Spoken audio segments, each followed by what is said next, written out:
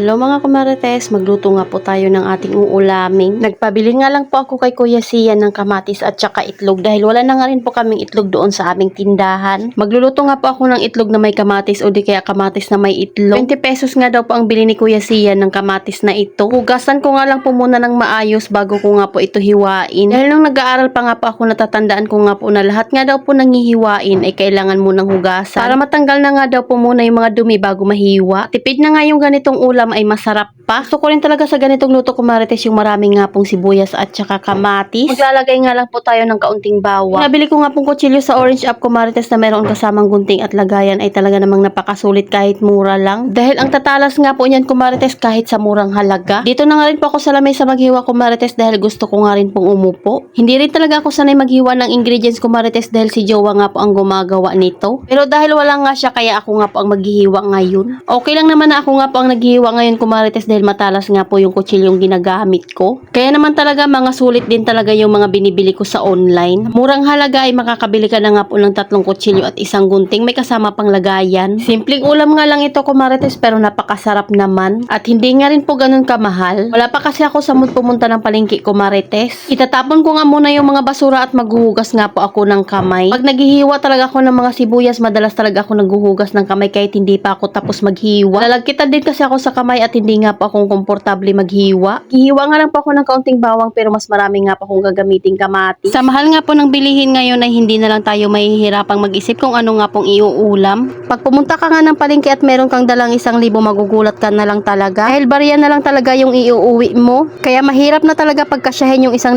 sa loob ng 1 linggo ngayon. Lalo na kung mayroon ka ngang mga anak na. Siguro pwede lang yun pag ikaw nga ay wala pang pamilya. Sa bigas pa nga lang po ay pumapatak na nga po ng 300 plus. Ay hindi naman pwede na buong 1 linggo ay puro itlog nga lang yung ulam natin. Kayo kumarites, sa tingin nyo kasya pa bang 1,000 sa loob ng 1 linggo? Sa akin siguro ay mga abot lang siya ng 2 araw. Aba syempre 3 beses tayo kumakain sa isang araw. Sa ingredients pa lang kulang na ang 100. Tapos ko nga pong maghiwa ay magpapainit na nga po ako ng kawali. Timplahan ko na nga rin po yung itlog para nga po may lasa na siya. Nagamit nga po ako ng patis, magic sarap at saka paminta. Mas gusto ko talaga gumagamit ng patis sa pampalasa nga po ng aking mga niluluto. Malinamnam kasi siya pag yan nga po yung mga ginagamit ko sa pampaalat. At dahil feeling ko nga po mainit na yung kawali kaya maglalagay na nga po ako ng mantika. Meron pa nga po akong use oil na napansin kaya yun na nga muna yung gagamitin ko. Igigisa ko nga muna yung bawang sibuyas at yung kamatis. Mas gusto ko talagang gumagamit ng use oil lalo na nga po pag pinagprituhan ng manok. Mas malasa kasi yung pinakamantika niya. Ipa golden brown ko nga lang po yung bawang, next ko na nga pong nilagay yung sibuyas. Pag medyo nag-caramelize na nga po yung sibuyas, next ko na nga pong nilagay yung kamatis. Lulutuin ko nga muna itong kamatis kumarites bago ko nga po ilagay doon sa itlog. Lalagay nga lang po ako ng paminta powder at saka magic sarap dyan. At ng kaunting asin. Para kahit nga po yung mga kamatis ay may lasa na nga po iyan, pwede na nga po yan iulam. Kailangan nga lang pong maluto at mag-caramelize nga po itong ating kamatis para nga po mas malasa siya. Lumalabas kasi talaga yung pinakalasa niya kumarites pag lutong-luto nga po yung kamatis. Mas maganda talagang gumamit ng non-stick na kawali dahil mas masarap nga pong magluto. Hindi kasi dumidikit yung kamatis doon sa pinakakawali niya. Kaya na't isasalin ko nga muna yung kamatis na niluto ko doon sa pinakaitlog. Salang ko nga lang po itong kawali doon kumarites at maglalagay nga rin po ako ng kaunting mantika. Hinalo-halo ko nga muna para nga po maghalo na nga yung itlog at saka yung mga kamatis. Bilis lang naman ito uminit kumarites dahil mainit na nga po kaagad yung kawali. Kalagay ko nga po ng mantika dyan ay diretso na nga po ako maglalagay ng itlog.